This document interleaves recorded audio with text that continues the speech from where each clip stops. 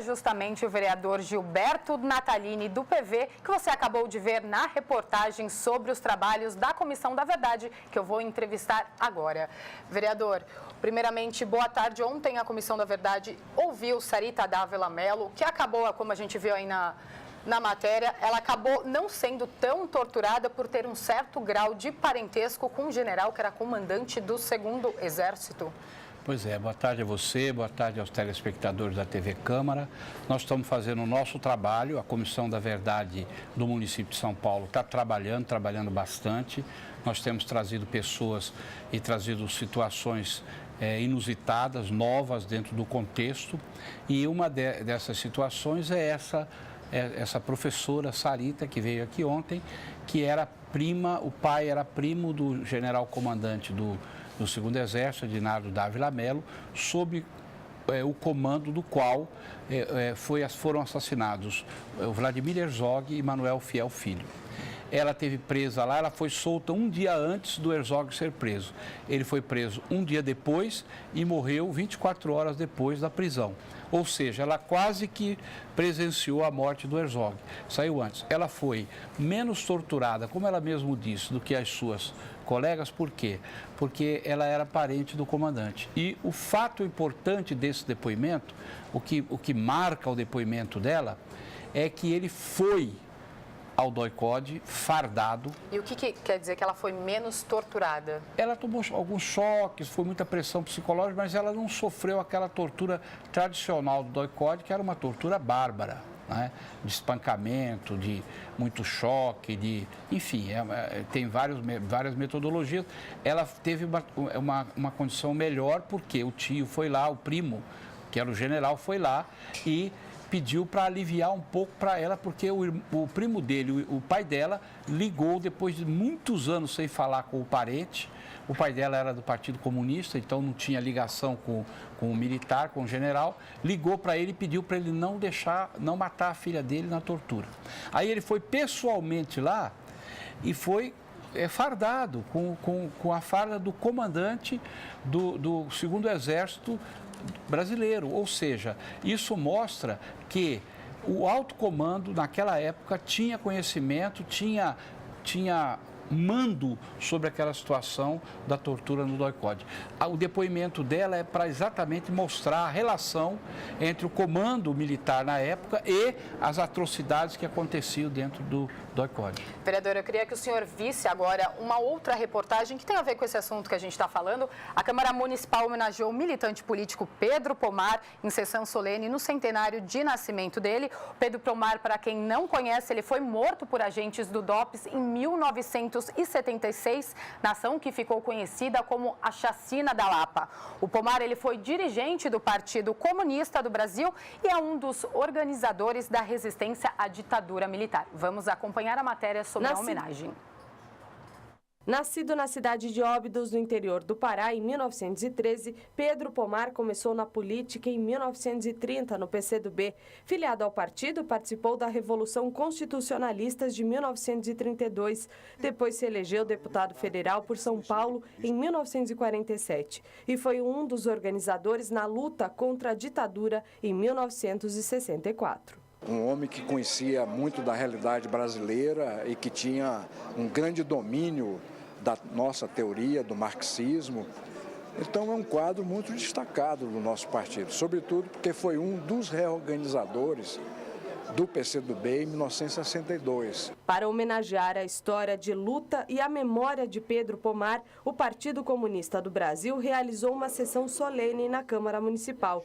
A iniciativa foi do vereador Orlando Silva, do PCdoB. Desde muito jovem, Pedro Pomar lutou na sua terra natal, no Pará, por democracia, direito dos trabalhadores. Foi por isso perseguido, preso algumas vezes, enfrentou momentos de autoritarismo no Brasil, sempre com muita firmeza, combatividade, com muita altivez. Nós acreditamos que ao prestar essa homenagem no centenário de seu nascimento, sobretudo para as novas gerações, nós estamos tentando passar a mensagem de que esse Brasil, hoje do século XXI, esse Brasil que olha com esperança as décadas vindouras, para chegarmos até aqui, foi à custa de muita luta. Eu vou continuar conversando agora com o vereador Gilberto Natalini, que é presidente da Comissão da Verdade aqui da Câmara. Vereador, a Comissão da Verdade já ouviu o Cláudio Guerra. Nesse depoimento do Cláudio Guerra, a gente já passou aqui uma série com algumas partes do depoimento dele. Ele afirmou que o delegado Fleury ficou chupando laranja depois desse acontecimento da chacina da Lapa. O senhor acredita que a Comissão da Verdade ela já conseguiu desvendar todos os fatos da chacina da Lapa, todas as entranhas, que já está esclarecido ou ainda falta muita coisa? Eu acho que todas não está esclarecido ainda, nós vamos caminhando. Agora, o importante do relato do Cláudio Guerra, eu fui lá no Espírito Santo, em Cariacica, perto de Vitória, ouvi-lo. Durante 1h20, eu fiz mais de 70 perguntas para ele. Ele estava no local, segundo ele estava no local, à distância, e segundo ele, a entrada dos comandados, do Fleury, dos seus comandados, na casa onde estava lá a direção do PCdoB, a entrada foi uma entrada covarde, porque não havia ninguém armado, todos estavam desarmados e eles foram fuzilados após a entrada da equipe do Fleury. Eles foram chacinados, quer dizer, foi uma situação que eles entraram atirando, matando, vários foram mortos ali num ato covarde, porque... O Fleury ainda ficou chupando laranja depois. O Fleury era uma pessoa absolutamente fora do normal, ele era um louco, ele era um maníaco, é uma pessoa que não... Eu acho que saiu fora da raça humana, pelo que ele praticava, pelo que ele fazia, pelas atrocidades que ele cometia. Aquilo não pode ser um ser humano. Um ser humano, na real, ele tem alguns limites, pode ser o mais ruim que for, mas Fleury não tinha limites para impor sofrimento para os seus semelhantes. E chupar laranja é um detalhe, para mim, até menor, porque a gente sabe de coisas muito piores que ele fazia. Agora, o problema é o Estado brasileiro, o governo, o regime brasileiro, permitir que a polícia paga com o imposto do povo fosse lá as pessoas presas, submetidas e desarmadas serem fuziladas num ato de covardia diante da vista de muita gente. Então, esse é o detalhe que eu acho que é criminoso, esse é o detalhe. E o senhor falou que ainda tem fatos que precisam ser desvendados em relação à chacina da Lapa. O que exatamente? Não, eu acho que ainda tem muita coisa nebulosa, porque cada pessoa, ou que estava lá, ou que ouviu falar, tem a sua versão. O que nós precisamos fazer é cruzar essas versões todas para tirar. A verdade, depois de muito tempo, ela tem nuances que muitas vezes cada um tem a sua. Viu de uma maneira, lembra de um detalhe. Nós precisamos cruzar tudo isso para tirar o máximo de verdade do fato. Não para revanche, não para vingança, não para fazer com eles o que eles fizeram comigo. Não é isso que eu quero. Nenhum de nós quer isso. Nós não somos iguais a eles. Nós somos gente, seres humanos. Então, nós não queremos submetê-los ao que eles nos submeteram. Agora, chegar à verdade e, se possível, chegar na justiça, isso a gente quer. Vereador, o senhor sempre cita a seguinte frase, que nós somos gente. O senhor está falando isso como alguém que foi torturado? Para quem não sabe, vereador Gilberto Natalini e seu pai também foram torturados, né, no DOI-CODE. Eu pessoalmente, meu pai nem tanto, meu pai não foi. Meu pai esteve lá, mas não chegou em outra circunstância, não. Eu pessoalmente fui submetido à tortura naquela época, 1972, tenho lesão física, sou surdo dos ouvidos, né? Conto isso para todo mundo, para as pessoas saberem. Às vezes, quando um jovem, ou mesmo uma pessoa de idade, fala, nossa democracia está esculhambada, está muito ruim, tem muita corrupção, tem muita bandalheira, eu digo assim, vamos corrigir a democracia dentro da democracia. Não peça ditadura, porque só sabe o que é ditadura quem passou na mão de uma ditadura. Vereador, quem não passou não sabe o que é. Ontem a Sarita Dávila, no depoimento, no começo ela ficou um pouco constrangida, ela até afirmou que não lembrava de muita coisa. Para o senhor é confortável falar sobre a tortura? Olha, não é confortável não, é muito difícil. É muito difícil lembrar de mim e dos outros que eu vi lá também, é muito difícil a gente contar, detalhar, mesmo lembrar. Agora, nós precisamos fazer um sacrifício para nós mesmos, porque as pessoas precisam saber disso. Isso precisa ser contado, principalmente para as novas gerações, para que não aconteça mais. Só por isso, para que nunca mais nós tenhamos no Brasil um regime, uma atitude daquela que nós estamos tomando conhecimento, cada dia que passa tem mais novidade no pedaço e nós estamos trazendo a verdade à tona. Vereador, o senhor já quis trazer aqui várias vezes o Ustra e o senhor foi até Brasília, discutiu, foi assunto de vários jornais com o Ustra lá em Brasília. O que falta desvendar ainda? Quem o senhor queria realmente trazer ele aqui para bater de frente com ele na Comissão da Verdade? Eu não quero bater de frente com ninguém. Quer esclarecer os fatos? Eu só quero que ele conte o que ele fez. E ele não assume, E assume o que ele fez. Ele assumiu lá em Brasília? Não, ele nega a tortura. Bom, se ele me torturou, ele me torturou. Ele me bateu pessoalmente. Ele e a equipe dele, ele pessoalmente. Como foi para o senhor estar cara a cara com ele? Muito difícil, depois de 41 anos, ver a pessoa que te machucou, te maltratou. Mas eu sou uma pessoa emocionalmente, graças a Deus, equilibrado, sensível, mas equilibrado, né? Então eu estava numa boa, que na verdade eu não bati de frente com nada. Ele foi que, num momento lá que o presidente queria que ele fizesse uma confrontação comigo, ele que me chamou de terrorista. Eu nunca levantei minha mão para fazer mal para ninguém. Minha mão só funciona para operar os pacientes e abraçar os meus amigos. Eu nunca bati ninguém. Como é que eu vou ser? Eu nunca dei um tiro em ninguém. Então eu falei, terrorista é o senhor, porque é o senhor que é o torturador. Não sou eu, o senhor que é o torturador. Eu sou um brasileiro de bem. E aí acabou a sessão, porque ele estava já com vários asseclas dele lá, 2 generais, um monte de gente. E aí o presidente encerrou a sessão e cada um foi para o seu lado. E eu tive esse episódio na minha vida de encontrar, depois de 41 anos, o torturador que me torturou, essa besta fera chamada Coronel Ustra. Lembrando que Carlos Alberto Ustra foi comandante do DOI-CODE. Vereador, qual a possibilidade do Ustra vir aqui prestar algum depoimento na Comissão da Verdade difícil, da Câmara? Porque nós não temos poder de convocação. Só de convite. Quando nós convidamos... até um assessor ligou para ele, para a casa dele, ele atendeu o telefone, reforçando o convite, ele falou, eu não vou. Ele foi educado naquele momento. Eu não vou, eu tenho meu livro, leia meu livro, está tudo lá. Aí nós oficiamos a Brasília, nós daqui, eu oficiei a Brasília, em nome da comissão, pedindo para Brasília convocar, porque Brasília pode convocar. Né? E nós agora estamos convidando o ex-ministro Delfim Neto para vir falar sobre o financiamento dos grupos de tortura no Brasil. Ele já aceitou? Então, eles estão nos enrolando, já faz um mês, conversa vem, a secretária vai marcar, não vai vir, eu acho. Então, já oficiamos a Brasília, pedindo para a Brasília convocar o ex-ministro para ele contar o que ele sabe sobre como essa máquina de destruição foi montada. Isso eu estava no depoimento até do Cláudio Guerra, que o senhor coletou lá no Espírito Santo.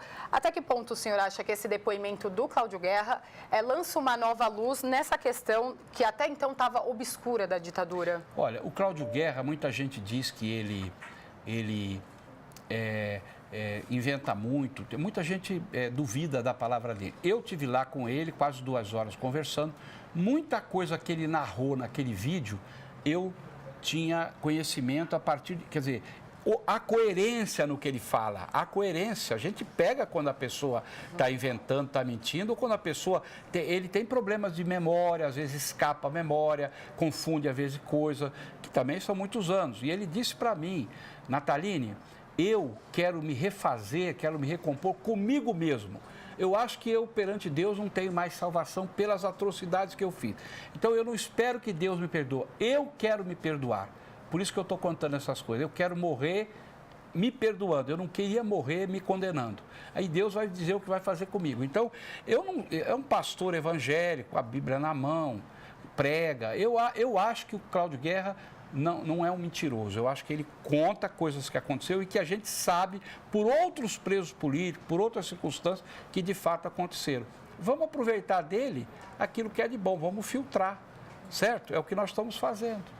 E, vereador, na semana que vem, a Comissão da Verdade vai trazer para São Paulo, que na verdade acho que ele estava nos Estados Unidos, o fotógrafo que fez a chamada foto falsa do Vladimir Herzog, a foto do Vladimir Herzog enforcado. Vocês vão visitar as dependências do DOI-CODE, depois ele presta depoimento?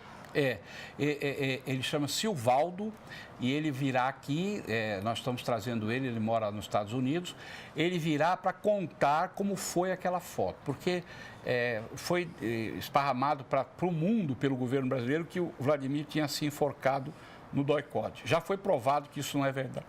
Ele vai vir ajudar a corroborar a tese de que aquilo era uma mentira, que ele foi morto na tortura, e ele era o Vladimir até teve um novo atestado de óbito que a gente mostrou matéria aqui na TV Câmara, no Jornal da Câmara, que esclarecia que ele realmente foi torturado. Foi assassinado, isso mesmo. Inclusive a comunidade judaica, que não enterra suicidas nos seus cemitérios, o rabino Sobel, os outros rabinos, permitiram enterrar o Vladimir num cemitério judaico, dizendo o seguinte: nós não acreditamos que ele se suicidou.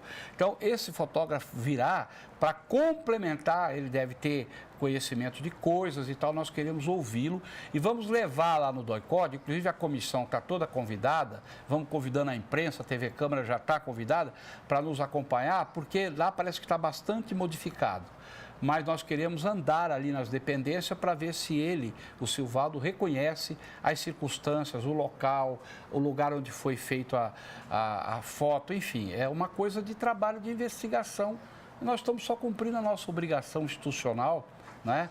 E, repito, não queremos vingar ninguém, não queremos perseguir ninguém, não queremos nada. Só queremos que as coisas aconteçam para que a democracia brasileira, cada dia que passa, fique mais forte e que a gente nunca mais tenha situações como eu sofri e muitos outros sofreram, até pior que eu, no nosso país.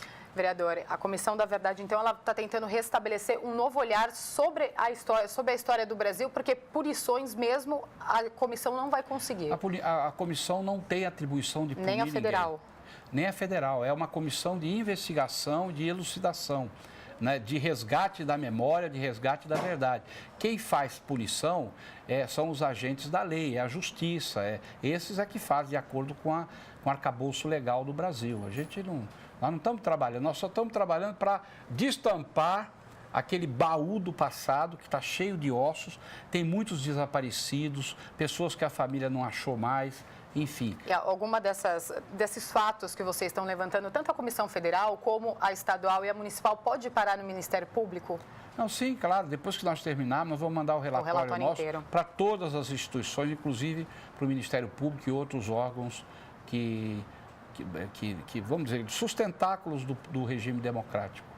Vereador, muito obrigada pela entrevista aqui no Jornal da Câmara. Vamos voltar ainda a falar bastante sobre esse assunto. Só lembrando, segunda-feira tem a visita no DOI-CODE, que fica ali na Tutóia, no Paraíso, e na terça-feira... Na 36ª Delegacia de Polícia, esquina com a Tomás Carvalhal, é ali que fica o famigerado e antigo DOI-CODE. Na terça-feira, o fotógrafo vem prestar depoimento às 11 horas. Lá é às 11 e aqui também é às 11. Às 11 horas na segunda-feira, então, a Comissão da Verdade vai realizar uma diligência no antigo local, nas antigas dependências do DOI-CODE, com um fotógrafo que fez a foto falsa do Vladimir Herzog enforcado. E na terça-feira, às 11 horas da manhã, o fotógrafo vem até a Câmara Municipal prestar depoimento sobre este assunto.